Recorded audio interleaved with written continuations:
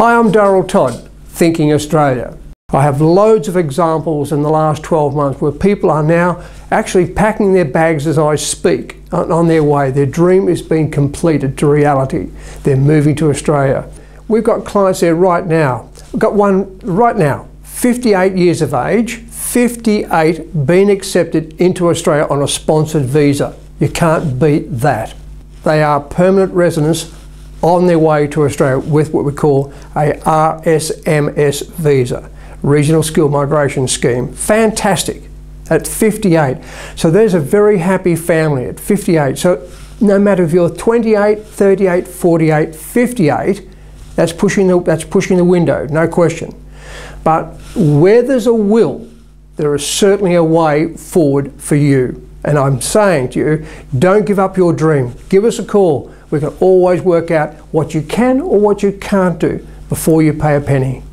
We'd always wanted to go to Australia, hadn't we? Yeah, right from being young, we'd always looked at, or we'd had a dream of going to Australia, but for various reasons, it sort of, the times we looked at going hadn't panned out.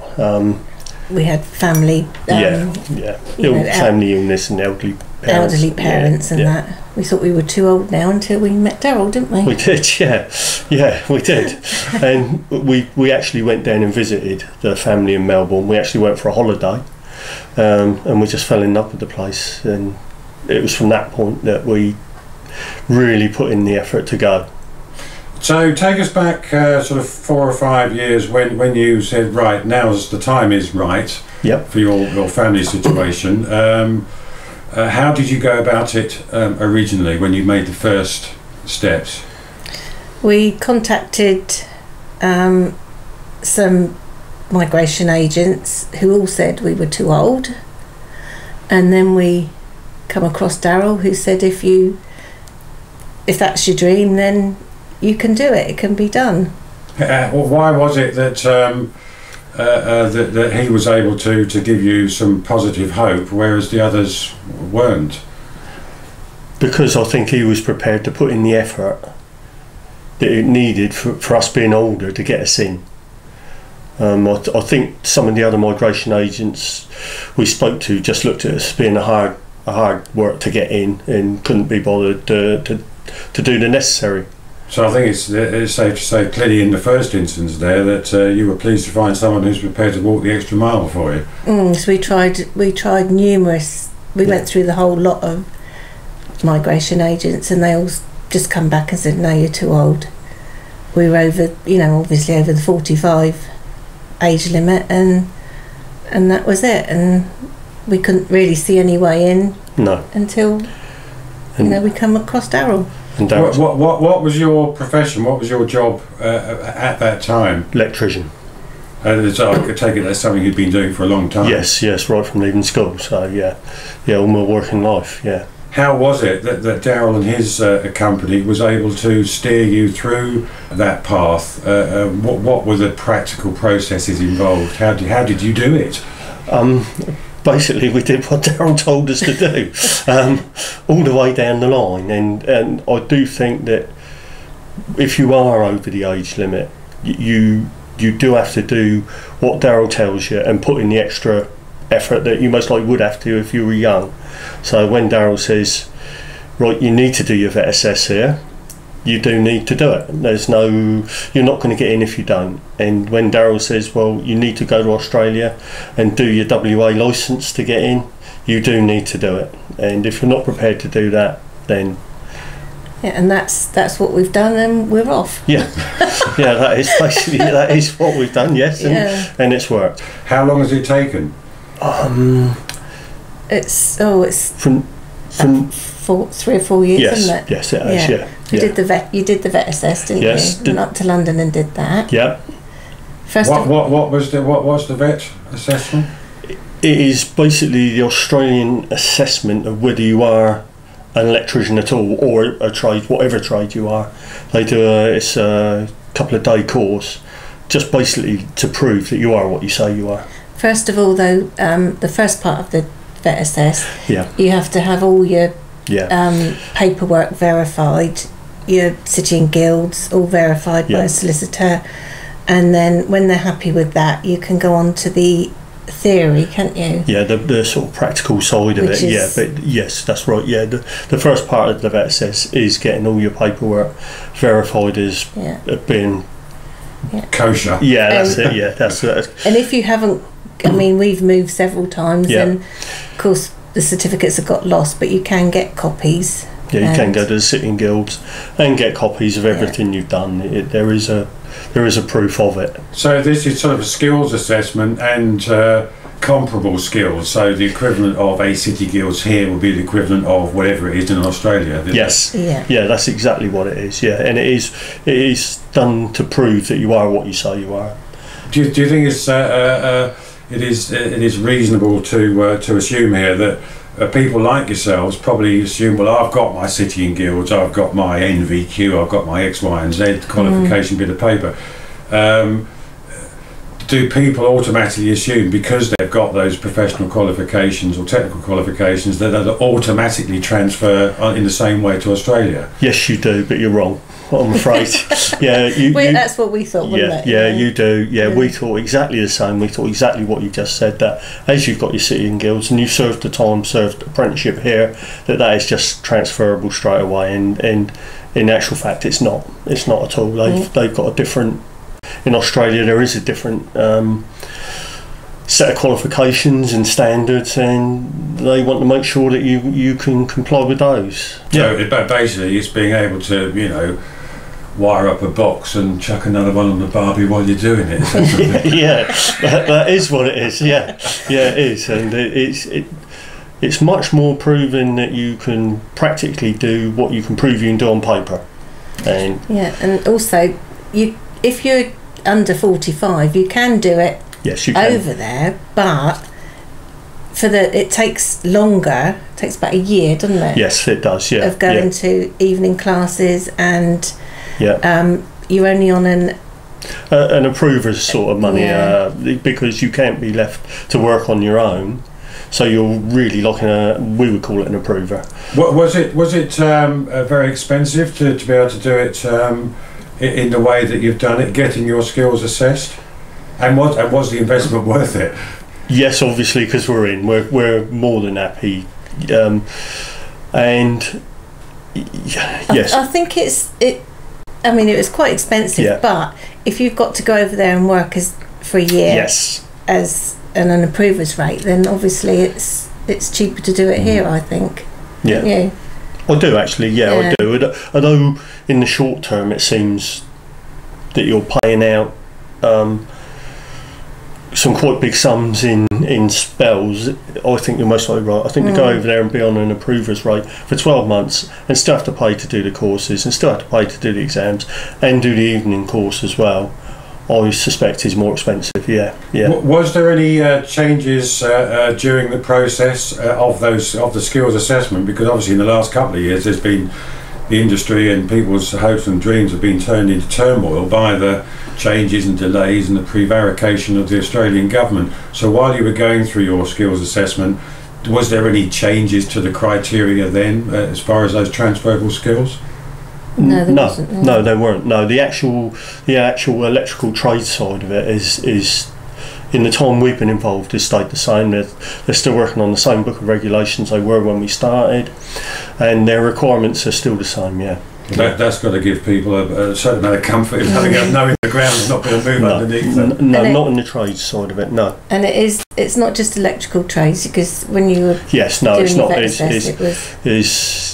think it involves all trades. I think all trades, there is the same process. I mean, one of the big things now is health and safety. So other than to establish your comparable technical qualifications, your city and guilds, your electrical qualifications, was there any need for any form of health and safety? Yes, there is. Yeah, you will find that whether it's, we went to Perth and did the short course, which is basically what you're doing your 12 months over there, evening course, and health and safety is part of that course. The Australian industry is actually quite hot on health and safety, much as we are here, really. I mean, it's one of the, again, it's the compliance industry is one of the biggest industries in the world now, i.e. compliant to health and safety and doing this, that and the other. So that's the reason I asked that. For anyone like yourself going through the same process or thinking about it,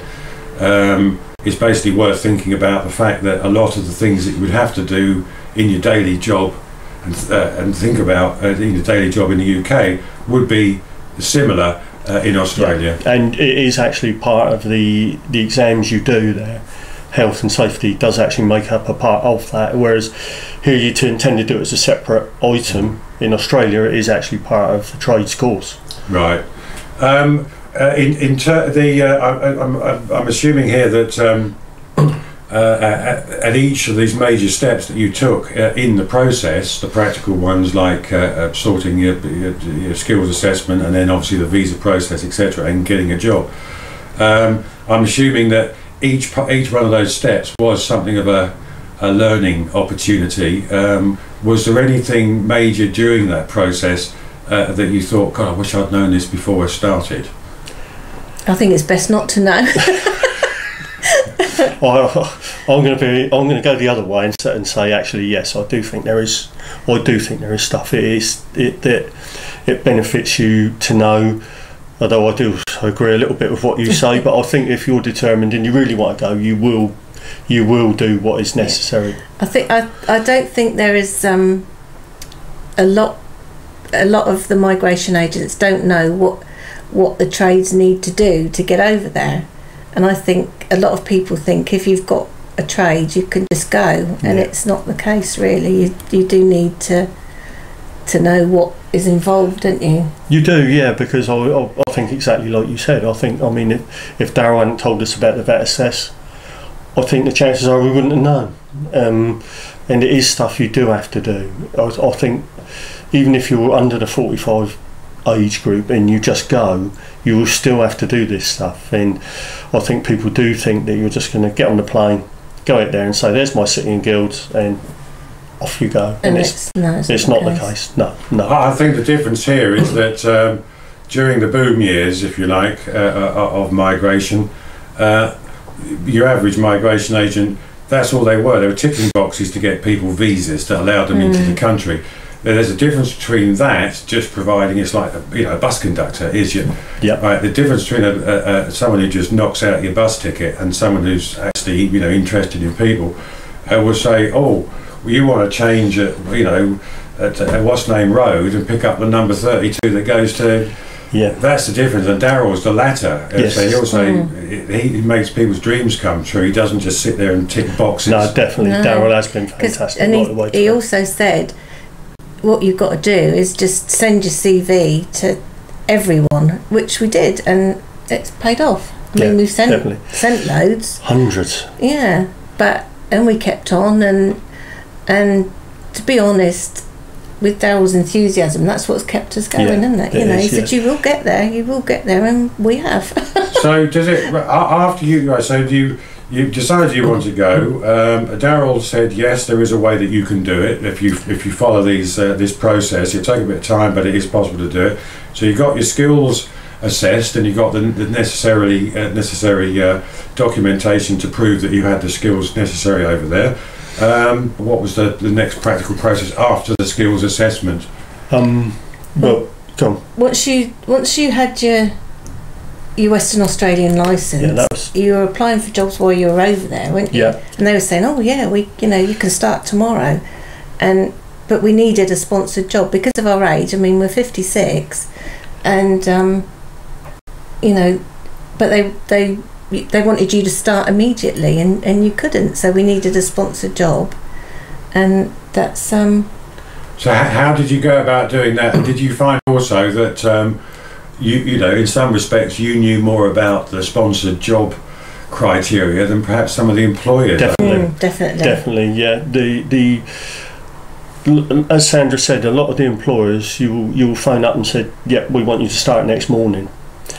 And they don't realise the sponsor visa part of employing you. And there's the Australian government have got criteria for companies that can sponsor, and the employers don't even actually know that. So you do need to find the right employer who can actually feel the needs that you to sponsor you.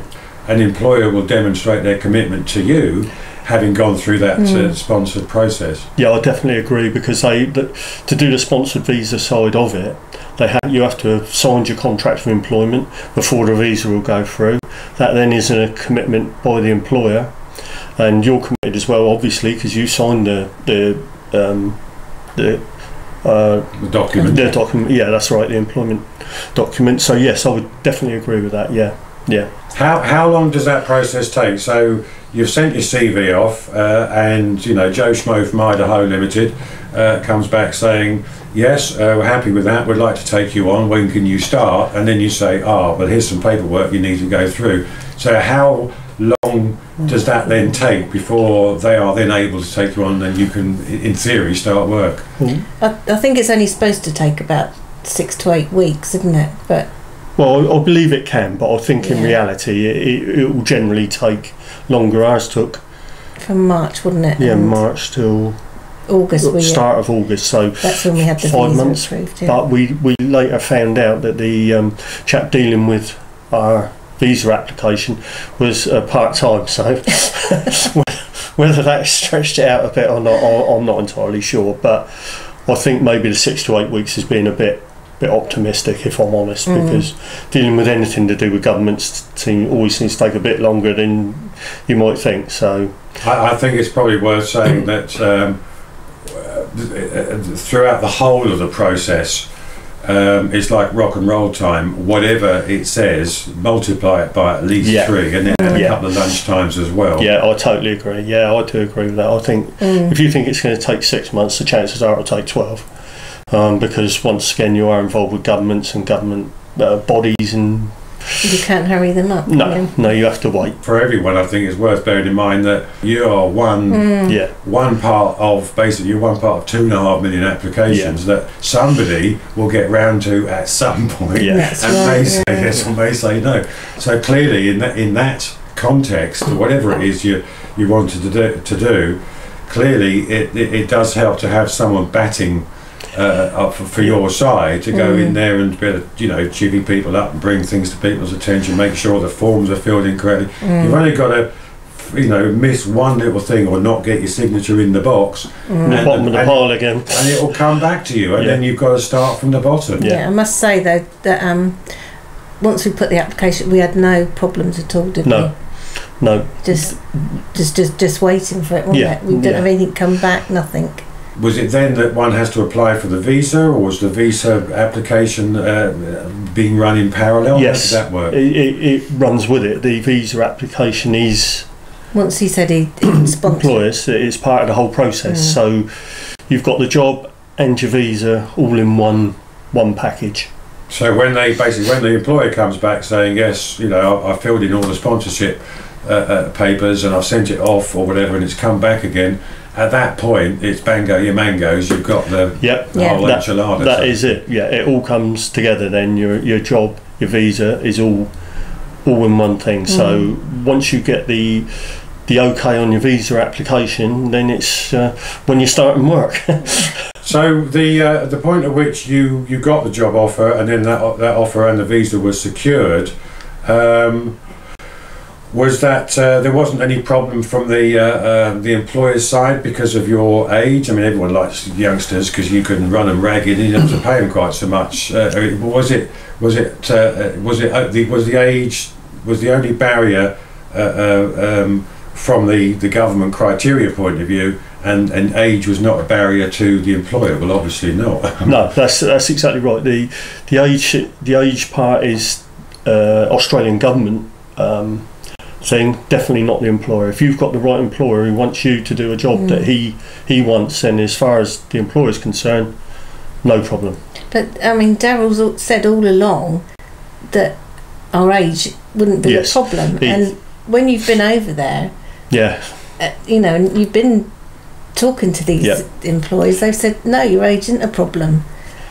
They want the experience. Yes, basically, they do. And the stability of someone a bit older who's not just going to, go and live on the beach after 6 weeks. That's right. Yeah, I'm sure you're right in what you said there. the employer is looking for someone who they know is going to turn up to work every day, who's going to do the necessaries, and not, like you say, go walkabout basically. Did you notice, a marked cultural shock or difference when you first went over there, and how have you managed to kind of assimilate in all the times that you've been over there since?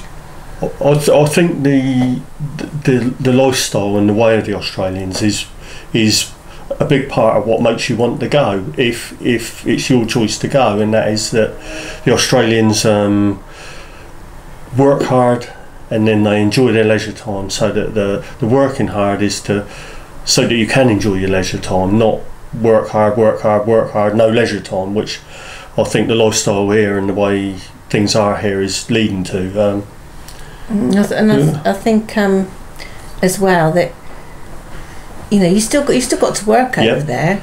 It's not a holiday. It's not, you're not on holiday. You still got to work, but I think if you work hard, you can achieve what you want to achieve over there. The outdoor lifestyle and that is part of what you're going for, and one leads to the other. I think having family there and seeing how they live, etc., you think, yeah, that's we'd like a bit of that. Will you be looking to work while you're out there, or are you going to be a lady of leisure? Or it's all right for him; he's out at work all day, but you don't want to find yourself stuck in a place where you don't know anybody and it's all a bit different than that. Where's the post office and how do I get my phone bill paid? Well, that's it. I think because all our children are going to come over with us, I think for the first few months I'll probably just be around for them and ease them in a bit, and then we'll see. I would like to work over there, and again, working is another way of making friends, and they are very social. The Australians, when you're there, they're very helpful, aren't they? Very keen there. We were in Melbourne once, weren't we? And we were just looking at a map, thinking where we were supposed to be, and someone just walked up to us and said, "Oh, you're lost. Do you want some help?" Yeah, I do think as well with the English, when you go over there, you do think sometimes, oh, what do they want? It's our sort of attitude as well that has to change when you go over there, because our culture is the culture there is much more sociable, helpful, whereas here people tend to back away. You will find in Australia the Australians will tend to come forward and offer help and advice. And a lot of people have been wanting to go, but they find that they can't sell their house, or they can't sell their house for the money they want to, and that's all their plans are tied up in any equity they might have had and all that kind of stuff. How have you gone about dealing with those sort of practicalities? Well, are you selling your house? Are you going to rent it out, or how are you sort of? We're going to rent it. We're going to rent the house, yeah, because obviously the market and etc. So we've looked at it and decided that it would be the wrong time to sell, certainly in this country, even if you could sell. So we will rent. We will let it here and rent there, won't we? Yeah, and also I think you're going to a new country, you don't know the areas, so I think it's sensible to rent over there first until you decide, what area you do want to settle in, isn't it, really? Yeah. We've only visited Sydney sort of briefly, haven't we? Yeah. But certainly our experience around Melbourne is that there's very good value housing at reasonable prices, by British standards at least, and when we were in Perth, the housing there was very similar. It was real good value, lovely positions. I mean, the position of the housing is unbelievable by UK standards, what you would expect to pay for what you can get. The housing I'm not seeing value-wise a problem at all, have you? No, and like our children looked into these like on the estates and that, and although they're estates, they're not estates as we know them. No, because they're not. No. You get a choice of, you buy your plot of land, and then you get a choice of what type of house you want to build on there. And for instance, a starter home is it's like a 3-bedroom bungalow. Well, we would call it a bungalow with a garage and two reception rooms and an ensuite. And I mean, they wouldn't be able to have that here as a starter home. No, that isn't. Yeah, no, you're exactly right. Yeah, and because you can choose, they're all different. They're not.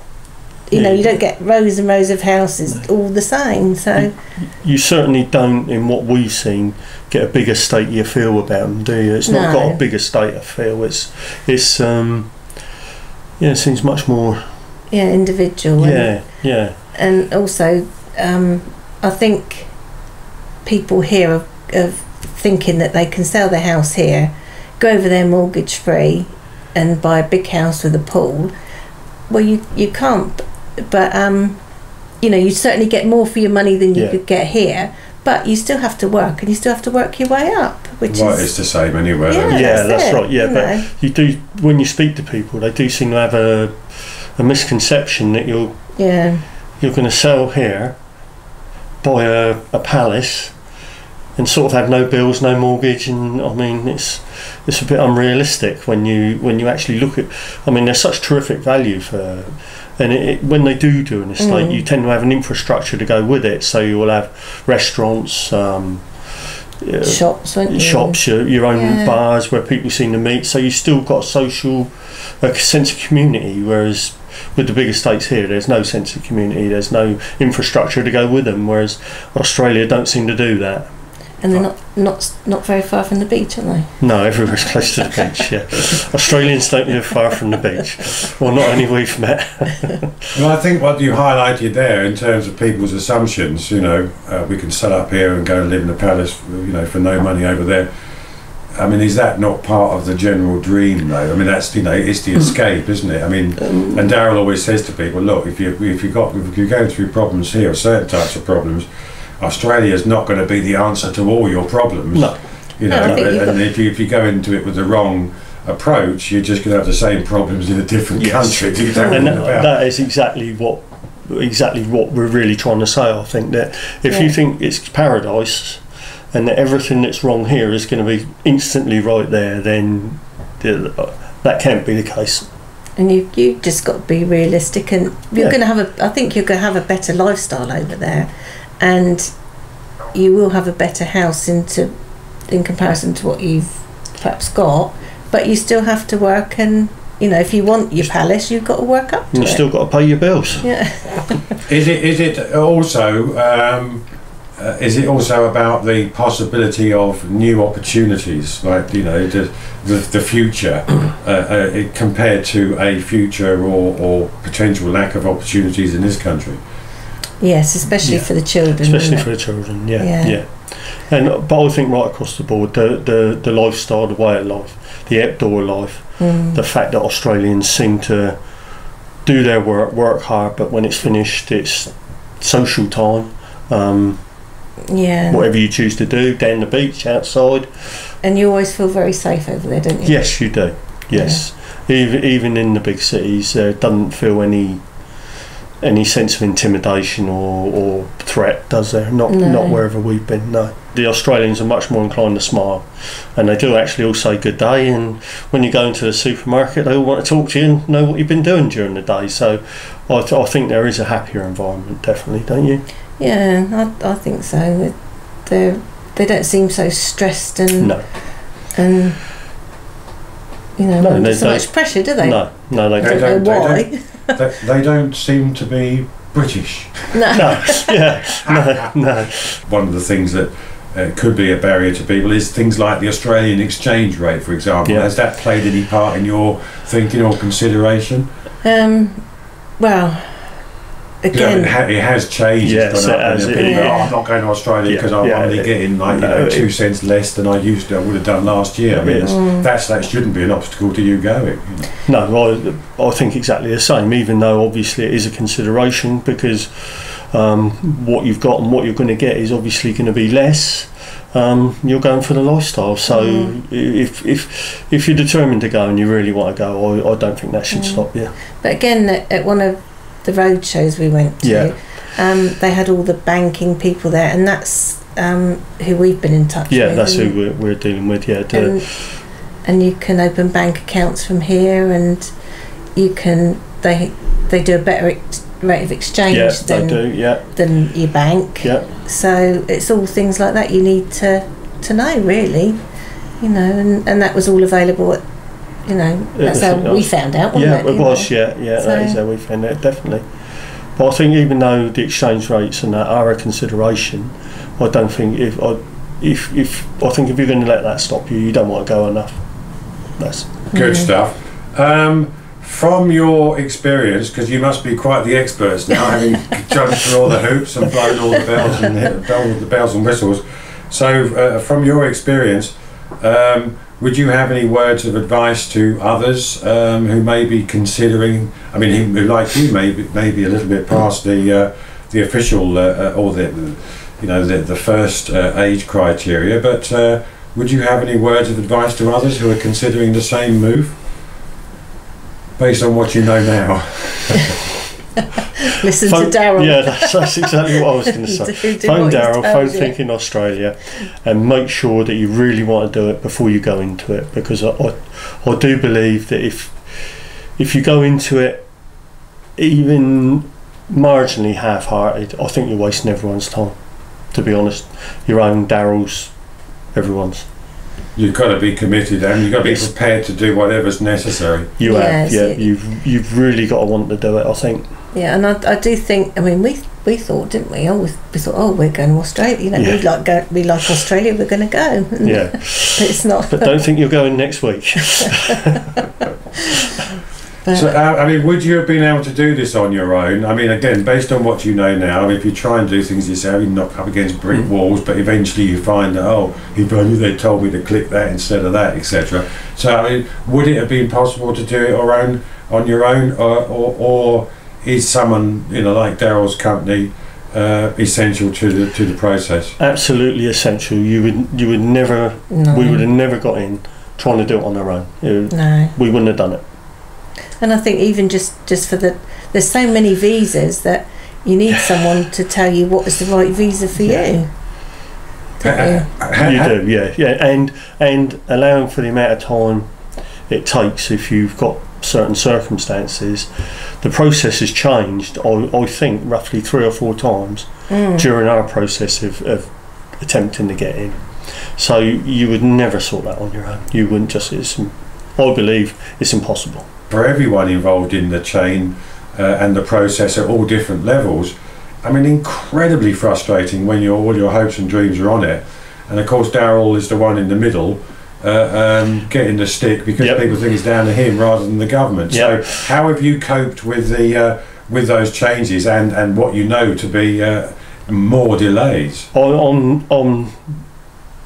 We personally most likely wouldn't have coped. We wouldn't have coped with it without Daryl saying, look, okay, this is stopped and happened and you're not going to get in that way, but we'll try this or we'll try that, and we just wouldn't have known that. You wouldn't have, I firmly believe we would have given up. They change so frequently, don't they? Yeah, they do, and I think we would have given up without Daryl's. And also, I mean, he has kept us going, hasn't he? Yeah. So there's been times when we thought, we're never going to do this, but he said, no, you will, Yeah. if you want, that's your dream, you will get there, and we have. Yeah. Was there any one particular time or one particular obstacle, maybe like a change or something to do with your skills assessment, etc., or a practicality? Was there one time or one thing that you thought, right, this is it, there's no way we're going to get over this? What was the biggest hurdle to overcome, do you think? Apart from the frustration of time and not knowing. Well, I think when you did your vet assess, you thought, that's it, and it's not, is it? No, yes, you're most likely right. That is because, yes, you think once you've done the vet assess, that's it, we're in. And in actual fact, it's not, because it's the start of the licence process. It's not the end of it, it's the beginning of it. And you do need your licence, and Daryl told us the quickest way to do it was to go to Perth, which you did. Yep. And then that's when it all happened. It's really from that. And each state needs, as a their own licence, doesn't it? But it's reciprocal now.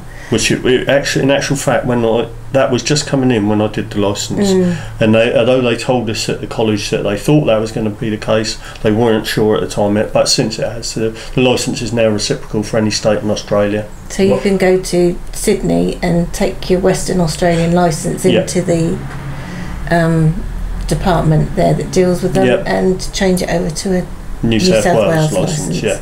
Well, that's got to be an enormous help, and there's nothing worse than that sort of compartmentalisation. That's right, and as they said when we were at the college, well, the electricity doesn't change from the west to the east of Australia. It's just the boundaries. So that's and that was the quickest way to do your licence, wasn't it? As in Perth. Yeah, basically you're doing the year. If you were to go over there and do it that year, you're doing of evening courses, classes, etc.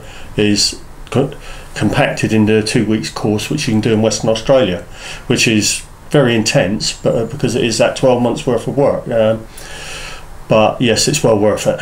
And you can't go over there thinking it's going to be a holiday, because you had the full day, didn't you? And then it was study in the evening. Yeah, it's very intense. So if you are going to do the 2 week course, be prepared to work hard.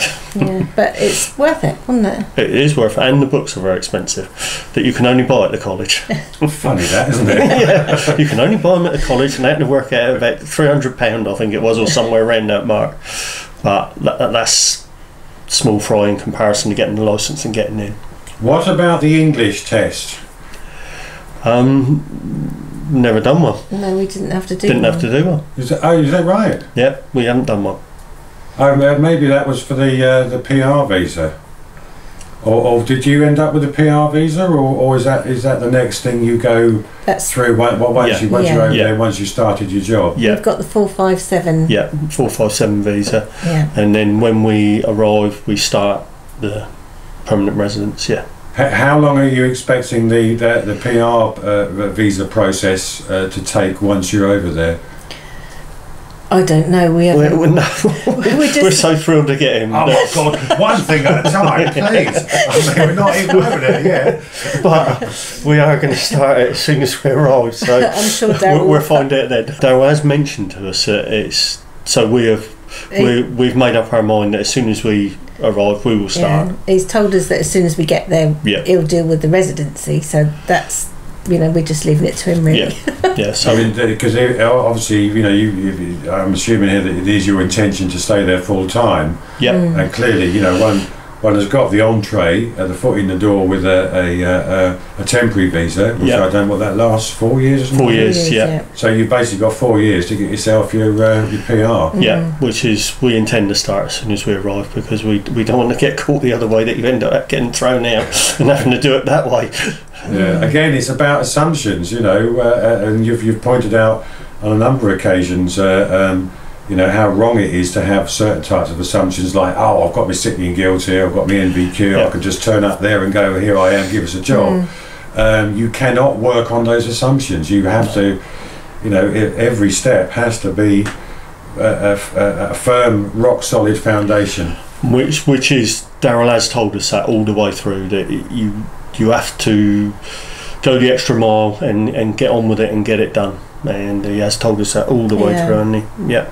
So again, to other people who may be going through the process, who are facing enormous frustrations and disappointments and anger because of the delays and the uncertainties, which you've been through, what advice would you give to them? Keep going. Just keep going. And you will get there. Be determined, and it will happen. And we've proved it, really. That's, even though because of our age, we're over the limit, and we have just kept going, and with Darryl's backing and with his help, and we're off to Sydney in 2 weeks. 2 weeks. We'll be in Sydney. Has it been worth it?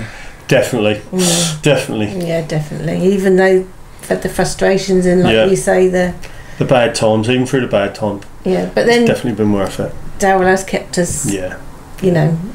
Kept us going and kept us up. Yeah, he's been fantastic. Yeah.